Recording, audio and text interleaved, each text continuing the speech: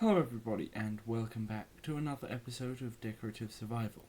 So, in the last episode I built this hitching post and also rebuilt these two houses. And to start off this episode, I don't understand what these...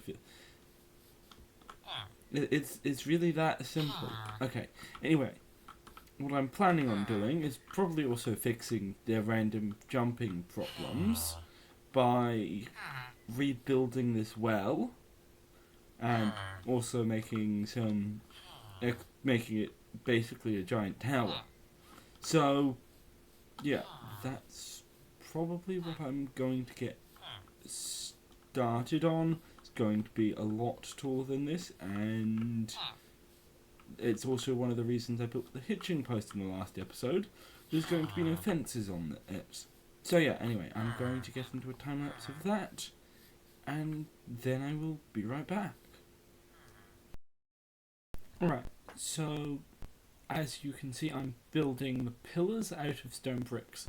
Now, I was considering using andesite for that, because it fits in better with the rest of the village.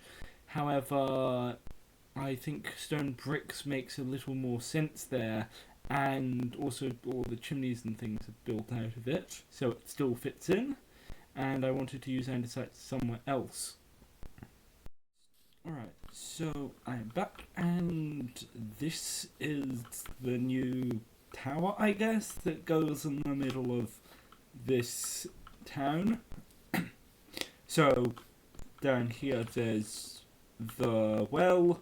Then if we go up one, then here is the place where the bell is kept, and right up the top there's a bunch of wood.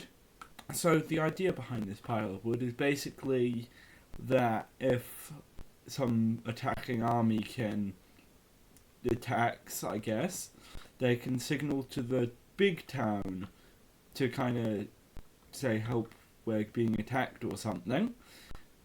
And then they can send over more troops, because I suspect this town's kind of set up by the other town, but probably with only a few troops. So that's kind of the entire thing. Also, I have a lightning rod right up, and there's a chimney so that it can burn better, I guess. But I decided that the chimney actually goes out the sides, one so that I can put the lightning rod on the top, and two so that if any water were to get into the chimney, which this doesn't happen in Minecraft, but basically it would make the wood damp, which makes it burn less well. Anyway, that's the tower. So probably what I would like to do next is, well, rebuild another one of these houses. I'm thinking probably this one next. It's got a slightly different design to the others, but I'm probably going to keep it about the same kind of design as the others. So, oh yes, and I also probably want to move some of these rocks. I moved the one next to the tower over by a block, so it's now not quite so blocking the path. Anyway, I'm probably going to get started on this house. So yeah, I'm going to get into a time lapse of that, and then I will be right back. So this house is slightly different from the other houses because it's got a stone entrance like the previous one, but it's a larger stone entrance because it used to be one of the other houses. It used to be the house here, which is why I've also kept the spruce logs. And it's also a 3x1 section as opposed to the other houses which are 2x1 section. So that means that it's got another 3x3, although technically that space would normally be shared. So it means that it's slightly larger, which I think is nice. As you can see, I've been away for a long time there. I think I'm fetching bricks at this point. But basically I've also got a little hole there so that I can build another chimney. And yeah, I also wanted a desk and a bed. You always need a bed in a house. So I've gotten a pretty bare bones interior, but yeah, that's kind of it.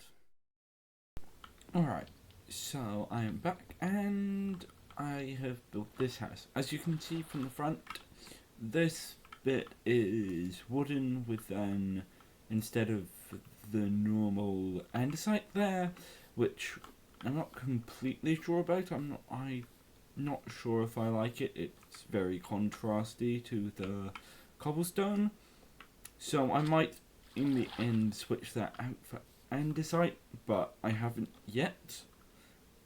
Also, I've got a stair instead of a full block on each of those bits, the middle of the roof, whereas some of my other houses have full blocks there. As you can see, I also have a fireplace.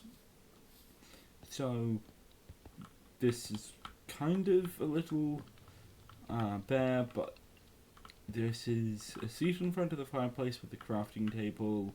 Then upstairs, there's a little desk here, and a bedroom, and of course an attic upstairs, but I haven't exactly decided whether I want another attic with a bed in it, or whether I want to instead use that one for storage. Oh, and I also had to move this house one block over in the time-lapse because the side of this house kinda got in the way of the roof. So at some point I probably want to convert this house to be... Oh, I've missed a block there. Anyway, at some point I'm kind of wondering what this house might turn into. Currently it seems to be just like a smelting place, but I'm not completely sure that's the kind of thing that I want in this village, mostly because it's kind of intended to more be a quiet village, and that's the reason that it's far apart from the other one. And I also would assume that probably means no metalworking, so a blast furnace would not be useful there. Anyway, actually doing any work on... What happened there? Oh, come on, really? So you can fall down there. I think that should hopefully work. Now, these villagers can't be silly about stuff. Although I think they can still get trapped up here, which I might also want to consider, because villagers are weird. Anyway, that's probably going to wrap up this episode, because I don't think I want to do anything until I've decided what to do in here. So yeah, thanks for watching. Please like and subscribe. And yeah, goodbye.